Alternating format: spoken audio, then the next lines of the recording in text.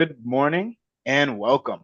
I'm Austin Holmes, host of the Dallas Housing Coalition's Housing for All webinar series and a senior development associate at Dominion, a member of DHC steering committee.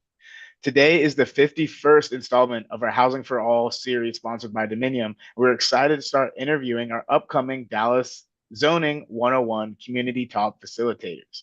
Our first guest this week is Jennifer Rangel, co-founder of Rio Planning, a nonprofit whose mission is to help communities create more equitable places by fighting for environmental, housing, and economic justice.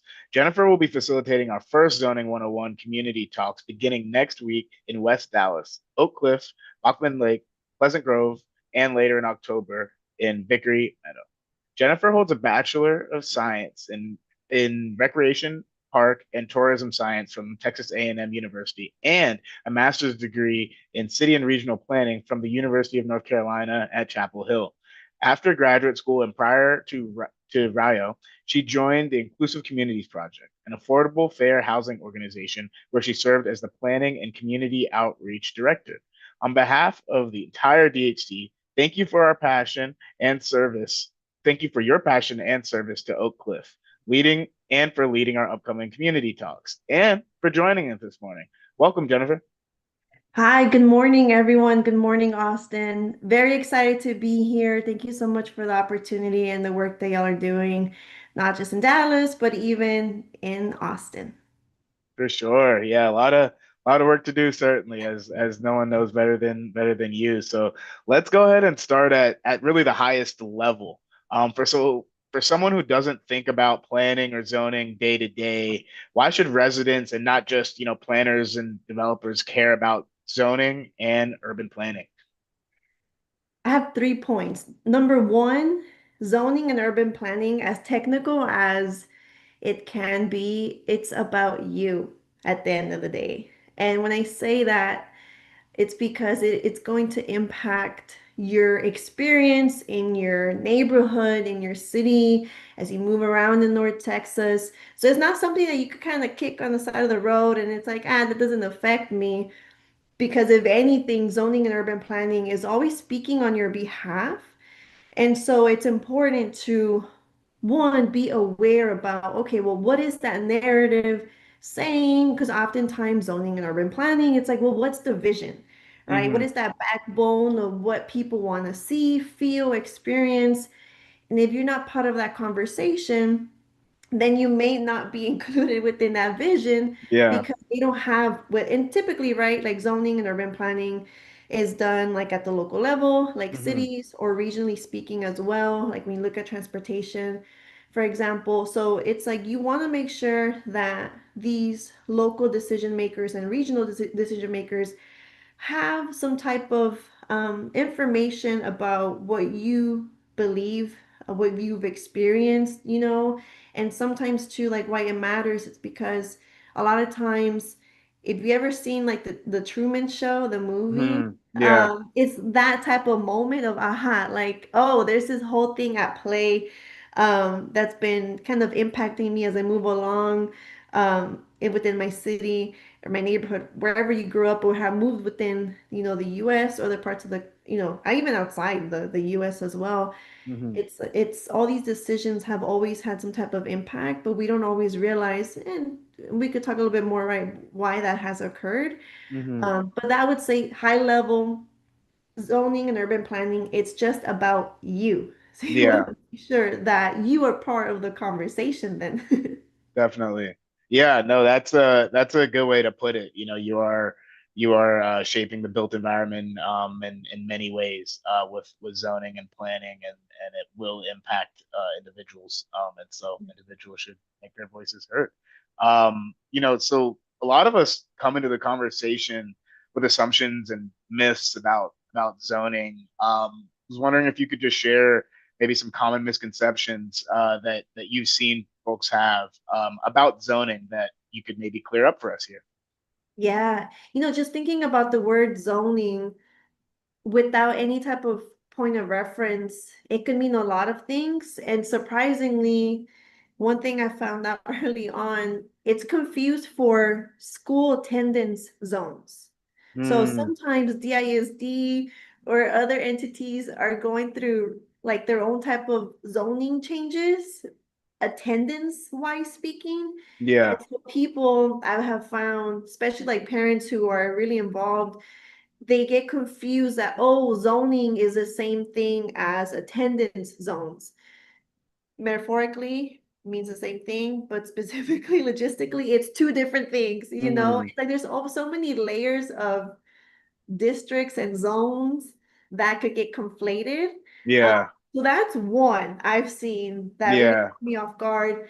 And then second would be just the idea that it's, for example, eminent domain, that Hmm. zoning is going to, it's someone's going to take your land. You know, Mm, there are situations that have happened that's like a whole different conversation with eminent domain, but on yeah, face value, zoning is not there. When you get like a zoning letter through the city and it says, hey, we're going to change the zoning to this, sometimes not knowing what that really means gives the understanding that, oh, they're about to take my land away. You know, I yeah, say those two I've seen quite a lot be misconstrued. And, yeah, you know, it's again going back to not, I'll say this, you know, zoning and urban planning, it's something that, like, as I said, it goes through so many changes consistently and it's hmm, always happening. But where do we learn about this? I mean, I went through the yeah. They whole don't have a class in public school school. for it. They Yeah, don't. They probably mention city council during local government in high school. yeah, They don't like go into those details of the planning yeah, commission. And then, you know, you also have people who migrate to this country. So mm, there's just, generally speaking, zoning and land use and urban planning, it's like a silent, off the grid system that hmm, people aren't always exposed to learn from. So you know, yeah, these misconceptions are very easily. It happens so much because I think yeah. those reasons. Definitely. So for everyone watching and everyone to be clear, we're talking about zoning as it relates to various land uses, not zoning as it relates to school attendance zones. Two totally different things. And as you know, Jennifer, we can kind of get into further conversation. I know we've, offline had conversations about some of this stuff, but it's also like I think it's really cool that you stressed, look, zoning and eminent domain are not the same thing. They are they're really just completely different things. But the reason why, and what we can get into, the reason why I imagine folks probably feel that they're often the same thing is because whenever you're changing the zoning, what you're potentially doing is changing the quote unquote highest and best use of a particular piece of land, which while the government isn't going to come in and take it, which is what would be happening in the eminent domain process, what could happen is it might change the behavior of, say your landlord, or the landlord of a retail parcel, or anything like that, if the zoning is changed, because then that economically changes the incentives and things like that. And so that's why it's probably super easy to confuse a zoning change with an eminent domain, but there's kind of more market based steps that are in there with zoning, but they can result in a similar outcome potentially, for some folks, and so that's something that we can kind of dig into a little bit more. Yeah. So you know, historically here in Dallas, zoning shaped how our neighborhoods look, and what else is in and around them, and who has access to the housing. Could you speak specifically on just zoning in Dallas, and how it's shaped inequities in Dallas, and how reform might help address those issues? No, definitely. I often equate inequities with access. I feel Mm, like that naturally, when you look at the history of Dallas, it's always been a connection between those two, and access to safe and affordable housing, access to clean air, yep. access to resources. So what we've seen throughout, as Dallas has, the last time the city of Dallas had a huge zoning code sweep was in the 80s. And that was a prime opportunity to make sure that we eradicated that heavy industry that was very prominent in the communities of color areas. areas with very limited income and resources. But we saw often the opposite of that. We saw some of those things unchanged or more so perpetuated. Mm-hmm. And so that was a huge missed opportunity for the city of Dallas in the Mm-hmm. 80s. And so in not addressing those systemic issues, you have places like in West Dallas, like Singleton United, that's still Mm-hmm. dealing with heavy industry in their community. Yeah. And they do a lot of the neighbors within themselves have done with support of other groups like Downwinders, have done research. I remember seeing something they posted on the Singleton United's page where they had some type of camera pointing at this factory, and you Mm-hmm. could see the pollution, and Mm. not you can't see that in the naked eye. Yeah. Sometimes you could smell it, and Yeah. over time you start to wonder, like, man, like, why do I have these health complications? I give you a personal example. Mm-hmm. Like, I live in Arcadia Park, and we have family that lives like behind some type of like polluter, Mm-hmm. and this polluter oftentimes emits a lot of dust in the backyard, and you have some folks on that street that have like lung issues, and so you always kind of have to wonder the correlation, between Mm-hmm. those two, and the hidden signals, the hidden things happening without us being consciously aware. But Yeah. that's what goes back to zoning, right? It's like, well, what lives within my neighborhood Yeah. already? And then what type of vacant land out there?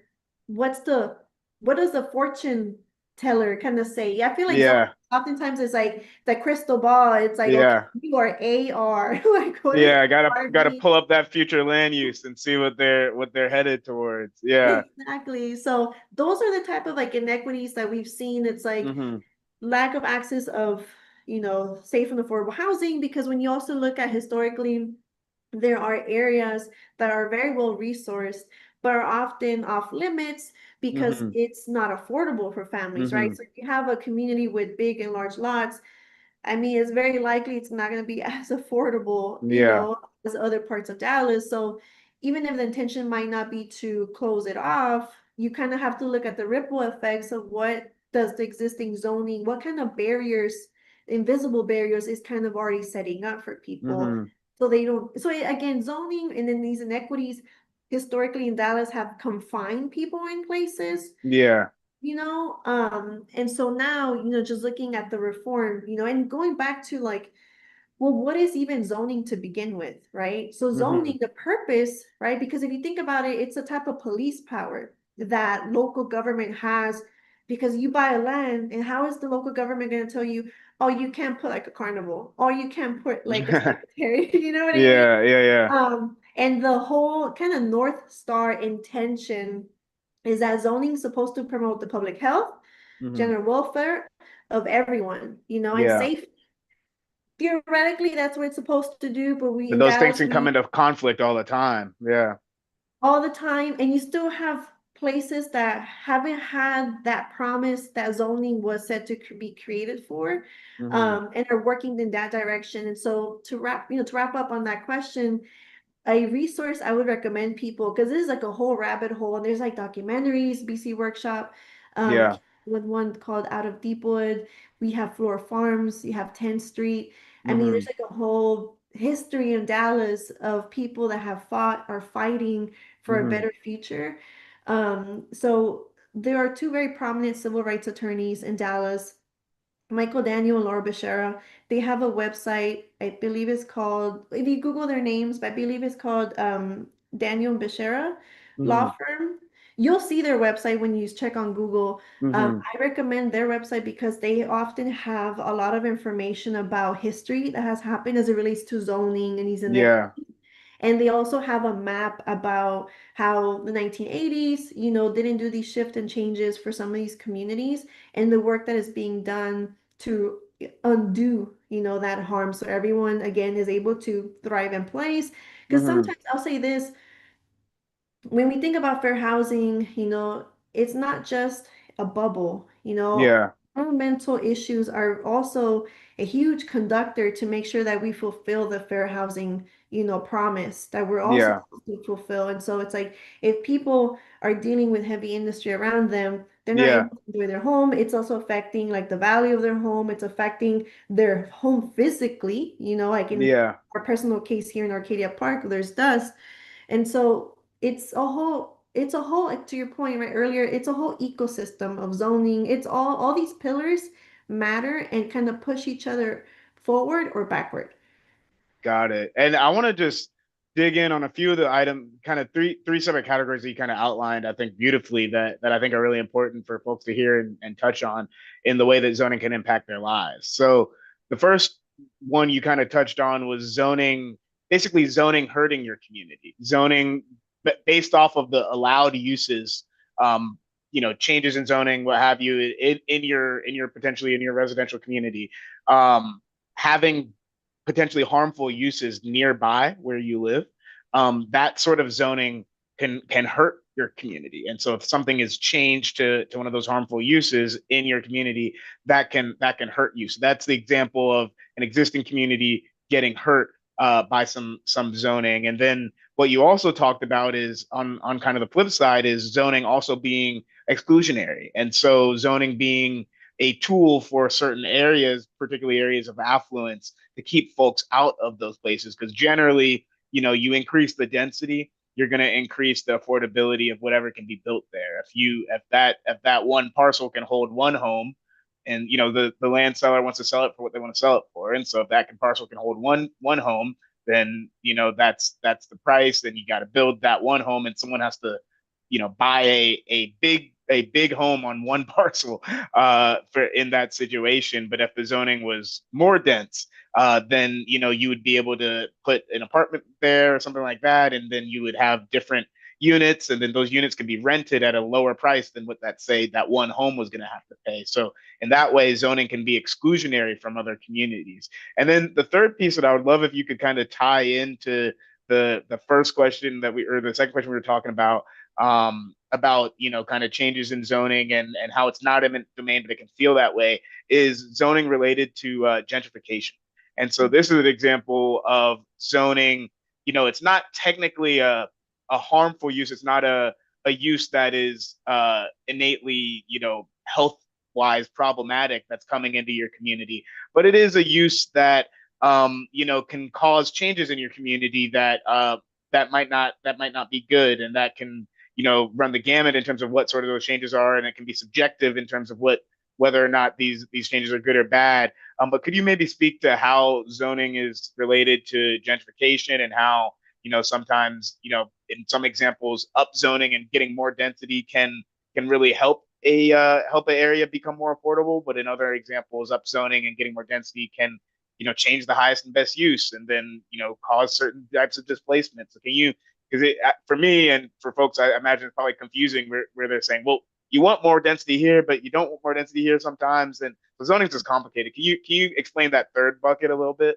Yeah, and I'd say because housing has been very complicated Yeah, to begin yeah. with, um, that's why for me personally, I've always kind of shared it in those three buckets. Like the city of Mm, Dallas has the three type of communities, right? You have, hmm like you said, the affluent areas that, man, if we're able to open, those communities up and more accessible for folks with limited income, there's already hmm resources like typically Yep, like schools, like job centers, all these things. It's like a win-win, like to yep. open those up, a pathway. And then you have on the flip side, right? You have areas that are still in very much need of investment, Mm, and this is prime time to help folks. And I think, that middle is the one that all of us are trying to figure out. yeah, You know what I yeah. mean? That And middle ground between it's not so disinvested in that it needs the zoning changes, and it needs the elimination of the health wise harmful things. It's not that disinvested in, or that in that bad of a state, and it's also not the super affluent area where no one's allowed to come in, and they actually need to open it up more. It's kind of in the middle where investment is happening and things are changing. So yeah, let's speak on that one. yeah, and this is where I will plug in Builders of Hope. For Hmm those of you that haven't checked out, they came up with a toolkit that with a whole abundance of policy. And I think Hmm. that's where we could use those type of measures of like what kind of overlays, additional Hmm. restrictions, incentives can we create specific to an area. And just thinking broadly, I feel like sometimes urban planning misses the mark where we're so place-based, where Yeah. we focus a lot on the built environment, but we need to couple that approach with the people based. It's like, Mm. okay, well, is this like an immigrant community? Because Yeah. it is, then if you're pushing out programs that require, like, for example, Social Security, well, that's, Hmm. not really going to help them so much. That's just like a very, like a very simple example. But it's like we have to make sure that whatever policies we're pushing is very much so in accordance with what are the real needs that people have. Because, I've shared this before, you have some of these communities that have the, what do they call it, the naturally affordable housing, and Yeah, the you know NOAA, naturally occurring affordable. exactly. Yeah. So how do we preserve, before they kind of get eliminated? And again, CPAL has also pushed out great research, kind of trying to keep track of those numbers and kind of recommending certain policies. Hmm. And so it's looking at what options already exist, in Oak Cliff, where I grew up. Hmm. I grew up in a huge amount of my years, in a accessory dwelling unit. It was Hmm. not up to code. Mm. It didn't have a restroom, it didn't have a kitchen, but Yeah. it was a roof over our head. And Yeah. so there are people out there that are kind of taking the burden off of the city and Hmm. providing housing to folks, whether it's family, friends, Yeah. that's already happening. So it's like really connecting with the community to know how can we best support them. Because when you don't ask those questions directly to the folks most directly feeling that displacement pressure, you're very likely going to miss the mark. Also setting resources like, man, we need to create a task force that focuses on what displacement measures can we, create that are very much so in accordance Can you moving. talk about how gentrification and zoning can lead to gentrification that can lead to displacement? Can you make that link for folks? Yeah, so it's I would say it's hard to make that link because every Hmm. neighborhood is very different. Yeah. But we've seen, for example, some transportation oriented development Hmm. that it's like a shock system, like if you, like, let's say you were to, the simple way I could explain it is like if you were to like take a bite off of like a jalapeno, right, that's really spicy, Hmm. it's gonna give you that shock. But if you Hmm. gradually kind of get used to like the spiciness of it, it's not gonna Hmm. hit you. Sometimes when we put two things sudden, like very a lot of like development, you would Hmm. hope that, oh, we're gonna increase so much density in this area that's already feeling displacement. But if you don't kind of put those protective measures of like, hey, we need to set some affordable ones on the side, but you just Hmm. kind of hope and wish like we're just gonna build, build, build, build. And this Yeah. again, I'm not talking about the high opportunity areas. I'm not talking about Yeah. the areas that still need a lot of more investment. I'm talking You're about talking the about the middle. Yeah. The exactly. gentrifying areas, the ones that are getting the investment but are changing rapidly Exactly. with it. Yeah. Exactly. Like that, those areas need a lot of, you need to be really careful how you go about it. And you need to make sure that when affordable housing is going up, as hard as it is, but finding ways to make sure at least some have some set asides for people with vouchers, or people who, again, below like the from between 0 and 50% AMI. Because Hmm. sometimes even knowing like where do we stand within affordability, everyone needs affordable housing, which is basically you not spending more than 30%, right, of your income. Hmm. But someone making 100K versus someone making 30K or 40K, Hmm. that number looks different. And so that number needs Of to be course. reflected in the affordable housing units. So when we just, I'll say this, there's a really good publication that came out by Texas Housers. Hmm. And they basically were looking, I believe it was Austin, and how Austin was putting a lot of apartments. But they Hmm. kind of saw that even though you were just kind of putting a lot of apartments over time, it wasn't just putting affordable housing units. You need to also be really strategic about what type of policies you're putting in place to make sure Hmm. that the market is also sensitive to it. Because as we've always said, it's we do need more help. No one ever negates that. We need more Yeah. housing, but it's always like, What type of housing and who is what it type of for? housing, when, how, Yeah. and specifically in that that areas that are being displaced, feeling gentrification, and also Mhm. recognizing that, and I think a lot of people miss this, is these places that are dealing these pressures now, they're in fight or flight mode. You know what I mean? Yeah. There's trauma, there's stress, there's fear, Hmm. there's all these layers that make it already difficult for someone living within their community. And when you'd say you just show up and do a community meeting, hey, we're gonna put this type of thing out here, let's say Yeah. homes are expensive, likely the outcome of that meeting is not going to be so much well, because it's like, well, they often, what I see, it's like people wonder, like, I don't see that project being something for me, therefore Yeah. I see it as a way to push me out.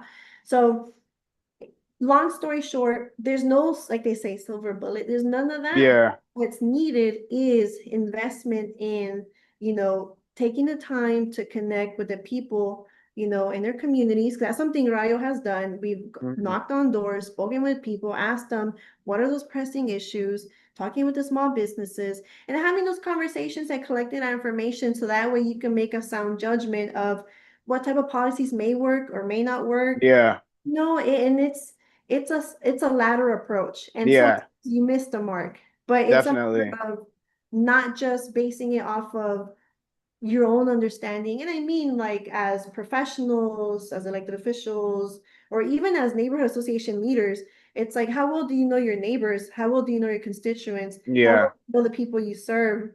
Even speaking for self, and it's taking that burden to make sure that we don't suggest something that steps out of That line. doesn't, yeah. So on the affluent end, these are areas where folks don't even have access to. What would be helpful is zoning that opens up access. On the far other side of the spectrum, these are areas where there's underinvestment, or if there is investment, it's often health-wise harmful. And so we need zoning to get rid of those harmful sorts of investments, and encourage just investment generally. And then in the middle, it requires to be extremely thoughtful, because these are the areas that are getting investment and are seeing some growth. But these are also areas where folks are already living and are more at relative to those more underinvested areas. These are areas where people are more at risk of being displaced, because if you have the zoning and it changes to a super high density zoning, that might enable someone to come in and build a very luxury townhome or apartment or something like that. That might not serve the existing community, and it might be someone who doesn't own their home, and so they're renting. And so what that zoning does is really increase value, which is good in some ways, good for some tax revenue purposes and things like that, but it also increases rents. And so that can lead to that displacement that you're describing. And so yeah, it definitely is a complicated issue, and something where you got to be really thoughtful when you're in that middle space, because that can lead to harmful effects. And I'll add, West Dallas is one that fits in two buckets. Mm, It's an area that it took a while for the city to recognize it and annex it mm, as well. And then, there are neighborhoods that are feeling both displacement and are dealing with environmental burdens. And that's one of the neighborhoods, that will be doing our talks. yeah. And again, like, these conversations, these sessions are for those that have heard about zoning, have Hmm. curiosity, want to learn more about the spaces and places in their communities. What is their role? This is to help people have that baseline language and understanding to, one, be able to walk out of these sessions and know, how can I look up what zoning district is near me or in that vacant lot in my community, Hmm. and also understand, like, their role in these public decisions, because theoretically urban planning zoning is done within the public forum, but if we're not aware about what those opportunities are, how do we go about it, then it's Hmm. a missed opportunity. So specifically, like, in the sessions I'll be doing, it's like I Hmm. always kind of tell it like a story. It can Yeah. be technical, but I say it like a story, how it is, to help people understand, and the story tapping into their lived experience, Yeah. kind of bring it full circle. Like, look,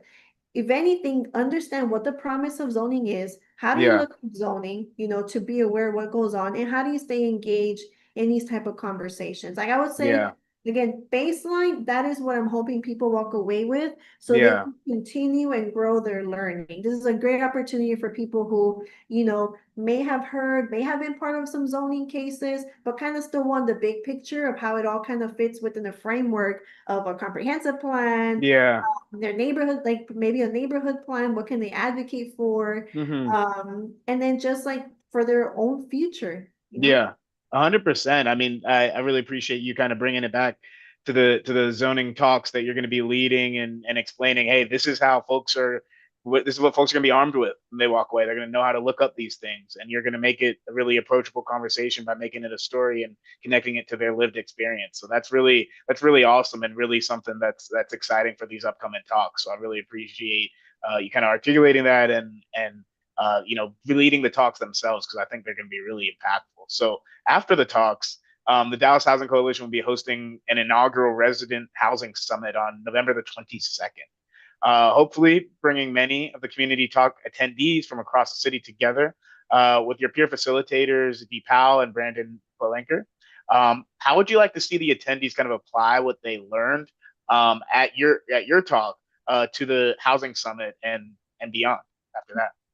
Yeah, between the housing summit, a zoning case in their community, I'd say for them to feel confident to be active participants and active Mm, learners. Because even all active. of us, you know what I mean? We've had the state pass some bills that we're even trying to understand the Yeah, we implications are. of them. Yeah. So for them to know that, look, there's really no one out here that knows it all.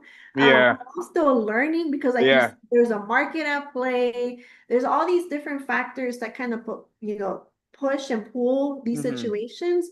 And so I just want folks to, whether they're listening to a city council meeting, that they have at least the ABCs, speaking Yeah. wise, of zoning to feel confident, to feel that they could actively participate and be a part of Yep. the conversation, but also to ask a lot of questions because a lot of folks get really shy, even Yeah. professionals, of asking questions because maybe I don't want to sound like I don't know because I'm, Yeah. No, have you the made the expertise. greatest point in that really it's what folks will be walking away with is feeling a ability to be active and confident enough to know the ABCs and ask questions.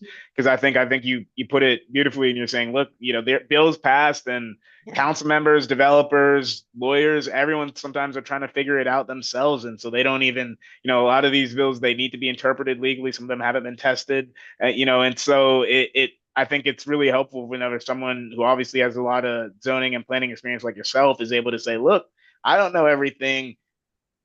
Developer over there doesn't know everything. Your council member doesn't know everything. So lots of things are still being figured out. So be active and don't be ashamed to ask any questions because that's really the name of the game in terms of getting your voice out there. So that's really cool, and I'm very confident that folks who attend your talk will feel that way whenever they leave. So that's awesome. Is there anything else that we didn't discuss today that you'd like to share with the audience? I'd say, well, one, these sessions are available in Spanish as well. So, like, I'll be prepared to handle that. Hmm. I always enjoy and welcome folks. And at least I can only speak for myself. I like to laugh. I like to have fun. Like, Yeah. zoning can be really boring, to be honest. So I like to really tap into the lived experience, example, Yeah. conversate, laugh. So that way it's more memorable. Because Yeah. I don't know about you all, if you're, between us and those watching, Yeah. how many times we've gone to city council meetings at City Hall or even a public meeting, and I feel like the blood pressure, people's blood pressure, like can go up, Yeah. Yep. the headaches, people walk out with headaches, Yeah. and that's not what I want people to kind of walk away with. This is Yeah.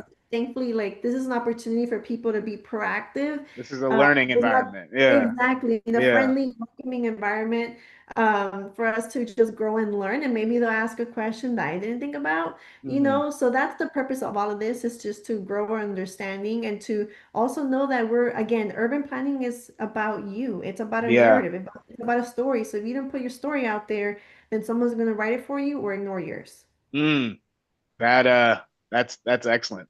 That's a bar. That's a bar for everyone at home. Well, thanks again, Jennifer, for joining us this morning, and thank you for all you do. We're super excited for your upcoming talks. So before we sign off today, we'd like to encourage y'all to go out and check out DHC's upcoming events on the website, including the Zoning 101 community talks we've been discussing, and our second annual housing summit that will occur November the 21st, and as we mentioned, our inaugural resident housing summit, which will occur on November the 22nd. Follow our social media for more updates to stay connected with the Housing for All webinar series.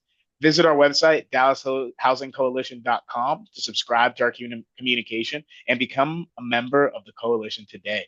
Thank you to our viewers for turning in to this 51st installment of the Housing for All webinar, where we discuss whether Dallas is big and if it is truly big enough for everyone. Have a great